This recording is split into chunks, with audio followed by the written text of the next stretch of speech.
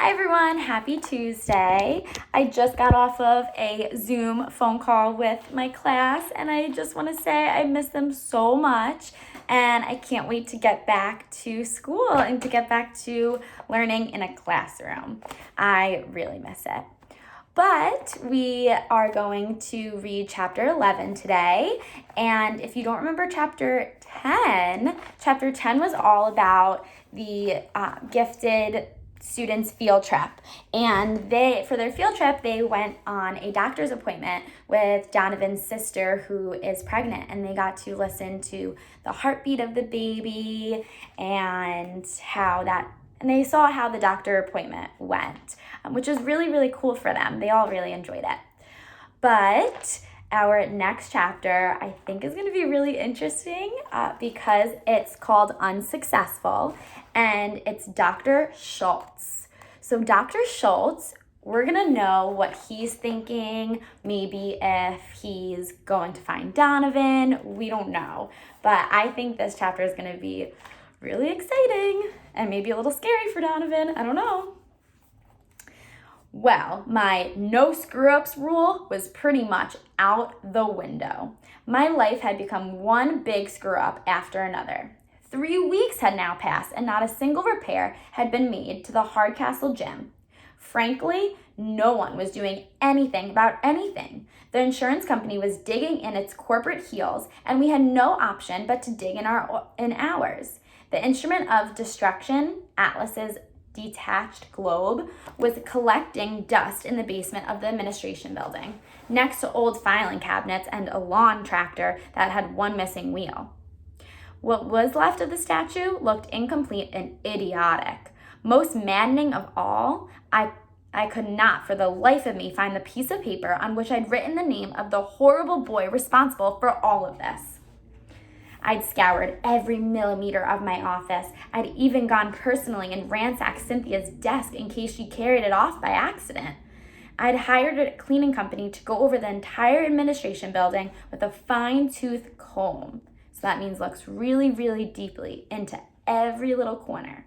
But nothing. He was out there somewhere, laughing at me, getting off scot-free. My wife said I was becoming too obsessed with this phantom boy. Maybe so. Lately, I'd been finding excuses to visit Hardcastle Middle School in the hope that I would recognize his cocky, sneering face somewhere. But I never saw him. It was as if the culprit didn't go to school there anymore. If only I had the name. Irrationally, I began shuffling papers on my desk. It had been right here. Cynthia tottered in on her high heels. Dr. Schultz, I have the first progress report on the new Human Growth and Development Project at the Academy. The special expert is named Katie Patterson, and she's the sister of one of the students, a boy named Don. Just put it on my desk, I interrupted, still peering into drawers.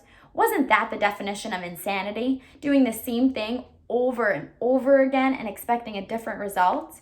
I had to get a grip on my nerves. I had duties to perform, and bringing this boy to justice was only one of them. Case in point, the relocated Hardcastle Middle School Valentine's Dance was tonight. This would be the first time it had ever taken place off campus, and the first time that outside students were being included. We were infinitely proud of our high achievers at the Academy for scholastic distinction, but many of them weren't the most socially adept people. I wanted to be on hand to make sure everything ran smoothly, and I mustn't forget to make contact with this Mrs. Patterson so I could express the gratitude of the entire school district. What a wonderful family they must be. The husband serving our country in the military, and she selflessly helping that one class in its time of need. If only more people were like that. So Dr. Schultz is going to be at the dance. That cannot be good for Donovan. I'm a little nervous for him. But we're going to read some of chapter 12 right now. It's called Unrockin' Chloe Garfinkel. So it's Chloe now. Hypothesis. I have the perfect wardrobe for milking a cow. No, that was more than a hypothesis. It was cold, hard fact. backed up by the pathetic reality of the contents of my closet. Also, feeding chickens, pulling weeds, driving a combine harvester, and other farm chores. What I didn't have was anything to wear to the Valentine's dance. It wasn't exactly a shocker. Sad to say, I'd never been to anything like this before. Almost 14 years old, and the only real party I'd attended was the kind where your parents are there and you have to waltz with your cousin, the bow-legged one with the giant Adam's apple. Don't get me wrong, I was psyched. I was beyond psyched. To me, this was far more than another school's shindig we'd been invited to crash. This was a chance for us to prove an important hypothesis in front of the staff and students of the biggest middle school in town. Hypothesis: being gifted doesn't automatically make people social outcasts. True, some of us were social outcasts. Noah came to mind. But regular schools had those too. We were no different from the rest of humanity, and we were going to show that we were every bit as capable of having a good time. All thanks to Donovan Curtis. Obviously, I understood that Donovan hadn't made any of this happen directly. He couldn't possibly have destroyed the Hardcastle gym, forcing them to move the dance to ours. Chloe doesn't know something. Nobody was capable of shaping human events like that. Yet, the minute he'd walked into Oz's homeroom that day, I knew things were about to change. I could feel it in the air, smell it in the wind. Of course, that might have been the sulfur fumes from the chemistry lab down the hall. It was almost as if the gods of normal had sent us their messenger as a sign that our geek kingdom was coming to an end. Donovan was almost too normal. I'd heard the rumors around school about an unqualified kid at the academy. It wasn't hard to identify this newbie who didn't have what it took. It might have been just gossip.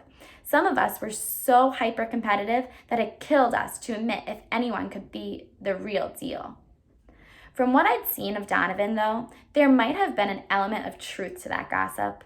It pained me to say, I liked him a lot, and he'd made a huge contribution to our robotics team, in spite of very limited knowledge of the subject. Best of all, he'd found a way for us to fulfill our human growth and development requirement, something that helped him not at all. He was doing it purely for us. He was wonderful. But was he really gifted? I wanted to believe it. I tried so hard. Yet in my heart of hearts, I knew the answer. Back to the matter at hand, what to wear. The only guidelines from the school stated that attire couldn't be inappropriate. That meant no t-shirts with bad language, no torn jeans or miniskirts that could double as headbands. One look in my closet told me that my entire wardrobe was inappropriate. There was nothing that would get me in trouble with the teachers, but everything was so drab. My shirts were all plaid, which doesn't exactly scream party unless there's a lumberjack theme. I finally settled on the dress I had worn to my Aunt Julie's wedding. It was definitely over the top for a school dance, so I made it more casual by adding a plain black cardigan. I considered wearing sneakers instead of fancy shoes that went with the outfit, but I couldn't tell if it was a funky combination or just plain stupid. I went to the Academy for Scholastic Distinction, not the one for fashion sense. Makeup was the next hurdle. I thought back to those girls in the mall, the ones hanging out with Donovan and the two boys named Daniel. They'd been wearing tons of makeup. It looked great on them. But if I tried it, for sure I'd paint myself up like Bozo the Clown. In the end, I opted for a light mascara and a hint of blush. My complexion can be a little pale from too much time in the library. You look beautiful, my dad declared emotionally. Hypothesis: the compliment loses credibility in direct proportion to how closely related you are to the speaker. We headed for school. There was a traffic jam on the circular drive. Kids were swarming from all directions, alone and in groups, arriving by car, bike, skateboard, scooter, and on foot. The academy was small, but Hardcastle Middle had 900 students, and it looked like this was going to be a huge turnout. I felt a renewed buzz of excitement, followed by a severe bout of anxiety. By the time we got to the front door, I already knew that my outfit was totally wrong. Most of the girls were wearing either jeans or short skirts, with sneakers or sandals despite the cold weather. In the end, though, nothing could overpower my exhilaration. Now, barely a few months shy of 8th grade graduation, I was attending my first middle school dance. I finally had an answer for all those people who said, "Get a life." I was getting one. Amazingly, I made it into the gym, attracting only a few strange looks. So I guess I wasn't as overdressed as I feared. The place was about a third full, and kids were pouring in, chattering happily, ready for a good time. The decorations caught the eye first. I don't want to be unkind, but they were really lame. Hearts and cupids, lots of streamers, pink, red, and silver, everywhere. Hardcastle had done the whole setup. If they'd put us in charge of it, I'm sure we could come up with something a little more creative than this. But maybe that was the point. Hypothesis. Not everything needs to be measured by gifted standards. Tonight was supposed to be about kicking back and cutting loose a little. Too bad I was doing it in a dorky party dress. The music was really loud. Feel it in your molars loud. People were already dancing. Another problem? I didn't know how to do that either. Not the way they were doing it anyway. Hypothesis. The scientific method applies to everything, dancing included. In other words, if I studied it hard enough, I could catch up. I only saw a few kids from the academy, mostly because they seemed to be hiding. They lurked in the corners or in the shadow of the DJ booth. The way they Googled at our guests, you'd think they'd be invaded by Huns who were presently sacking the school. The Hardcastle kids were brasher than us, wilder, and more confident. The boys were a lot more physical. At any given time, 40% of them were engaged in shoving one another, and they outnumbered us 10-1. I spotted Oz right away. He wasn't with the other chaperones. He circulated among his own students, urging them to mingle. He would have had a better chance getting Abigail to impale herself on a fence post. I caught her attention, and she gave me a beseeching look, the kind you turn on the helicopter pilot who's coming to save you from drowning. Trying to set a positive example of the sort of hosts Oz expected us to be, I turned to the boy standing next to me and said, "Great turnout. Are all the Hardcastle parties this crowded?" He didn't hear me. The pounding beat was so loud that my words died less than an inch from my lips. I repeated it, shouting this time. He shot me a smirk, and I leaned in to catch his reply. "You getting married in that dress?"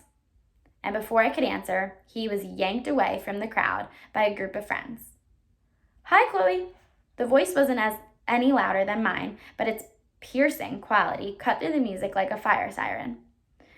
If I was worried about being improperly dressed, Noah took all the pressure onto his slender shoulders. His outfit defied description, but in the gifted program, we were encouraged to try. He was shirtless, his upper body covered only by a sparkling sequined vest. His pants were black tights, which made his skinny legs even skinnier. You couldn't see much of them, though, because he had on a knee-high red leather boots that must have weighed 30 pounds each. It was a miracle he could even walk. Mirrored sunglasses concealed his eyes, and his unstylish brush cut was covered with a red do-rag. I was horrified. "Noah, what are you wearing?" "I borrowed the boots and the vest from my mom," he enthused. "When the Angel of Death fought Kid Nitro at the Royal Rumble, this is exactly what he wore." "Yeah, but this is a dance, not a wrestling match, Noah." He shrugged. "Oz said we had to dress up." I had no answer to that, but I sure wanted to be there when Oz got a gander at what Noah thought dress up looked like. Hypothesis. As the space fills with people, the air inside warms, approaching 98.6 degrees Fahrenheit, the body temperature of the crowd. I began to regret my cardigan. I was going to be sweaty, not just overdressed. It was getting really packed to the point where glimpses of the floor were rare. Lost in the wall-to-wall students, I was no longer able to survey the entire party. Instead, I catch the occasional familiar face amid the forest of heads and shoulders. I located Laro by the back wall. It seemed like Oz was working on him to ask someone to dance. Kevin and JC were hanging together for mutual support in this alien environment. I thought I saw Donovan once, but it turned out to be somebody else. Maybe he wasn't going to show up. All my nervousness returned in an icy wave. There was something isolating about being smothered by strangers, even in a familiar setting like your own school gym. As the crush tightened around me, I felt myself swept along with the movement of the crowd. I was afraid at first, until I recognized the strange combination of motions that pushed me back and forth. Dancing! As far as I could see in every direction, bodies gyrated, heads were thrown back, hands swayed through the air. I tried to bulldoze my way out of the group, but flailing arms and swinging hips jostled me. I kept stumbling, but there was more to it than that. I was stumbling in perfect time to the music. I raised my hands and moved my feet, following the pounding bass. Hypothesis: intentional or not, movement to a beat equals dancing. I risked a furtive glance at my neighbors. No, what do you think you're doing? Glares. No gathering lynch mob. I cranked up the energy level, rolling at the light speed. I, Chloe Garfunkel of the Academy of Scholastic Distinction, was one of the crowd, letting it all hang out at a major middle school bash. This was the greatest night of my life. Oh, that was a good, I think that was a good chapter. I really like Chloe as a character, but I want to hear your thoughts. How are you feeling about Chloe? Do you have a character trait about her that you want to share? Do you think that she might help Donovan if Mr. Schultz comes to the party? So right now we don't know if Mr. Schultz or Donovan is coming to the party. So I want to hear your thoughts, and do you think that Chloe is going to help Donovan? And what do you think about her personality? All right, comment below.